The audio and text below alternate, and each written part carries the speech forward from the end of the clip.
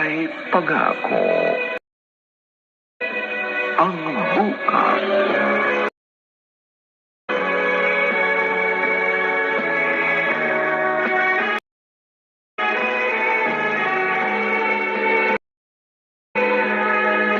Ano itatago ko sa'yo? For security purposes lang yan. Lalo na't may mga bank transactions ako sa cellphone ko. Mamaya maiwan ko yan kung saan. Sigurado ka. Sige na, bukusan mo muna yung message bago ka umalis. Gusto ko makita kung sino ang text sa'yo. Malamang si boss. Alas 8 ang call time namin, 8:30 na ho. Mamaya mo na i-check ang cellphone ko. Hoy, Sando! Paano hindi ka malili? Tagal mo lagi sa banyo. Kaka-install ko itong lalaking to. Ba't pa maglinis na ako dito sa kwarto?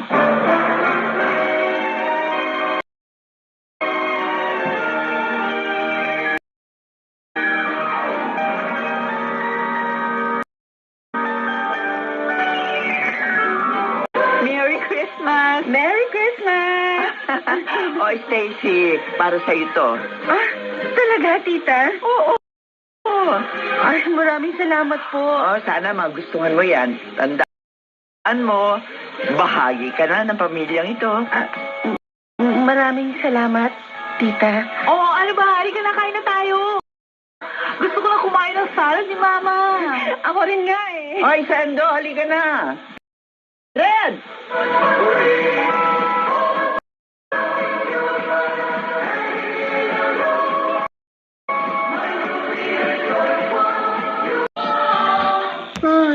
Ilang araw na lang, magpapalit na naman ang taon. Malapit na tayong graduate. Kaya nga eh. Anong plano mo, ate? Ako? Gusto ko nang mag-asawa. Uy, Joke lang. ang dami mong pangarap, di ba? Oo, pero kasama rin sa pangarap ko ang makapag-asawa, no? Gusto kong bumuo ng sariling pamilya. Gusto kong magkaroon ng anak. At titiyakin kong ang magiging anak o mga anak ko ay hindi nila mararanasan yung ginawang pag-aabandon na sa akin ng mga magulang ko. Minsan ba, naisip mong hanapin ang parents mo? Para saan pa? Isa pa, pareho naman na silang may pamilya. So bakit ko pa sila hanapin? Para ano? Para ipagsiksikan ng sarili ko? Isa pa, 25 years old na ako. Hindi ko na kailangan ng tulong nila. Kaya ko nga mabuhay nang wala sila eh. Basta ako, ate, tandaan mo hindi kita iiwan. Habang buhay na tayong mag-best friends, ha? Ella, Gusto ko, present ka sa lahat ng major events sa buhay ko. At dapat, ako rin sa'yo. Promise? promise. Matulog na nga tayo. Naisip ko lang. Since Christmas ngayon, naisip ko, random thoughts lang to Si Jesus, ever since kaya, alam niyang mamamatay lang din siya? O diba kasi Diyos siya. Pero nung sinilang sa mundo at naging tao, alam niya kaya all alone na ipapako siya sa krus? Malamang. Kasi Diyos siya eh. Lahat alam niya, di ba? Pero, paano kaya mabuhay na alam mo na kung paano ka mamamatay? Ay, Ella. Itulog na natin yan. Buti pa nga. Kung ano-ano na naman pumapasok sa isip ko. Oo nga. Good night, Ate Stacy.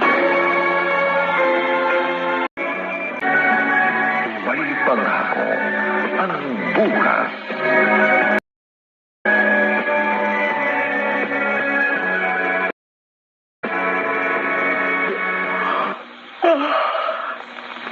Endo? Teka, bakit wala siya dito sa higaan? Nasa banyo yata. Wala namang ilaw sa banyo. Sendo? Wala rin yung cellphone niya. Umalis ba siya na 10 oras ng gabi? Teka, pwede pa. Bumaba ako. Sendo? Beatrice, Oh, saan ka galing? tinignan ko lang doon sa may gate dahil tahol ng tahol yung aso kanina. Baka may mga dumaang lasing. Siguro nga. Siya tayo na. Matulog na ulit tayo.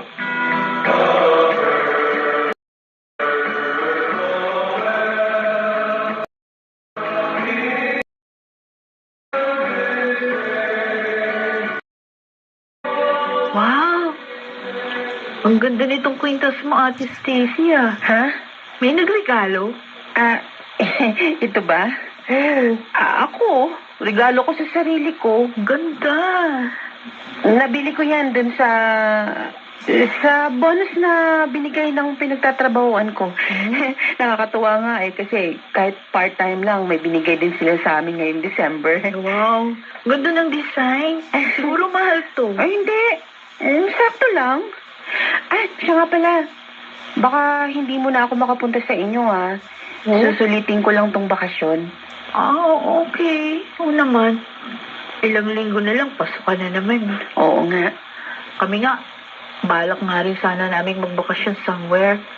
Kaso, si Papa naman, sinama ng boss niya sa ibang lugar. Wala tuloy kaming Christmas escapade ngayon. Oh? Siguro baka next month na lang, kapag nakapag-vacation leave siya. O sige ate ha, see you after ng bakasyon.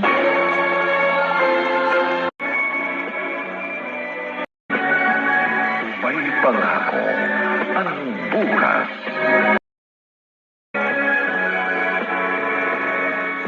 Kumusta kayo, Red? Uy, Uncle Ted. Asan ang mama mo? Ma. Oy, Ted! Ate, kumusta? Napasyal ka! May sadya sana ako. Pwede ba tayo mag-usap sandali? Red, tingnan mo nga muna yung niluluto ko. Sige, ma.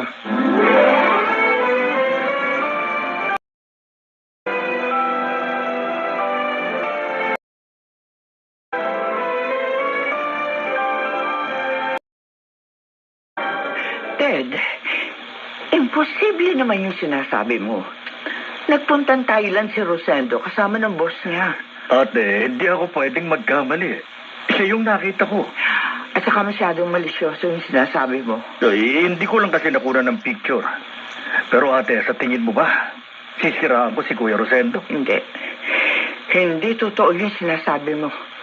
Hindi niya magagawa sa amin yun ang mga anak ko. Okay, sige. Pero sana, mula ngayon, bantayan mo yung asawa mo, ate. Mas mabuti nga siguro kung malisyoso lang ako. Pero kitang-kita ng dalawang mata ko. May kasama siyang ibang babae. Papasok sa kotse niya. Ted, Ate, sinasabi ko ito sa'yo. Para sa ikabubuti mo rin. At ng mga anak ninyo. Kaya habang maaga pa, mas maganda, komprontahin mo na si Kuya Sento.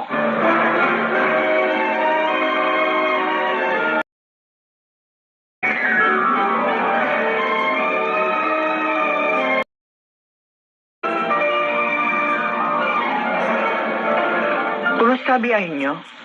Okay naman. Nakakapagod. Anong mga lugar ang pinuntahan niyo? Beatrice, kailangan ko bang isa-isahin sa'yo? O sana pala, dinala ko na lang yung itinerary namin. Mas mainam nga sana. Ano? Mabuti pa magpahinga ka na. Pagod ka sa biyahe. Ikaw itong napakaraming tanong dyan eh. Sige, bababa muna ako. Ano gusto mong ulam? Kahit ano.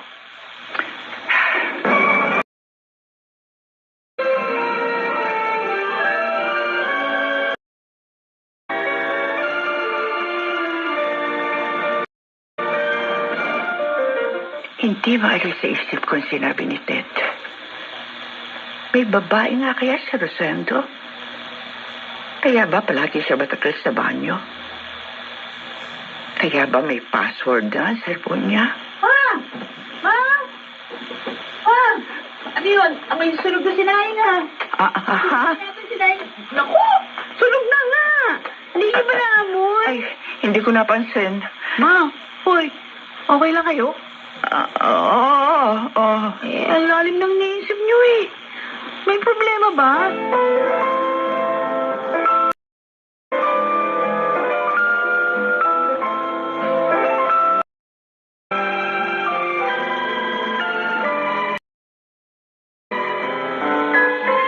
Ano, ate? Shield bath soap. Ah, Yan ang gamitin mo. Mabango at maganda sa balat. ganon. Pero teka, Bakit? alam mo ate, naghihinala na ako sa'yo. Anong hinala? Siguro may boyfriend ka na, no? Huh?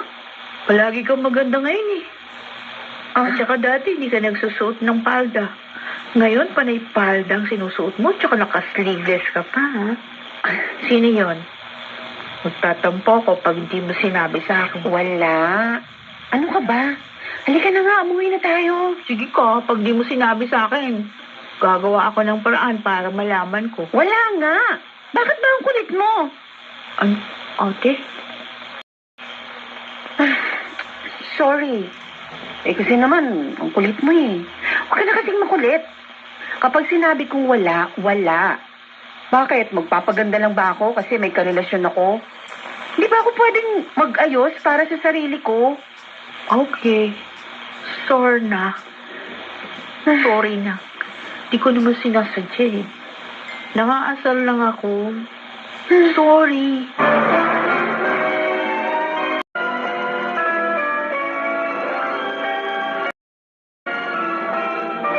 Ay, naku. Iniwan lang nito si Rosendo ginamit niyang medyas dito sa ibabaw ng mesa. Kakainis talaga itong mga lalaki, oh. Oh, pati yung laptop. Naiwan nakabukas. Teka. Nakabukas sa laptop ang Facebook niya at may mga messages. Matingnan nga. Mga business transactions lang naman ang mga ito. Uy, may kararating lang na chat. Sino kaya ito? Wala naman profile picture. Basahin ko nga. Love, naghihintay na ako sa iyo rito. Beatrice, nasaan na yung tuwalya? Pakiabot na. Wala pala rito sa banyo. May babae nga siya.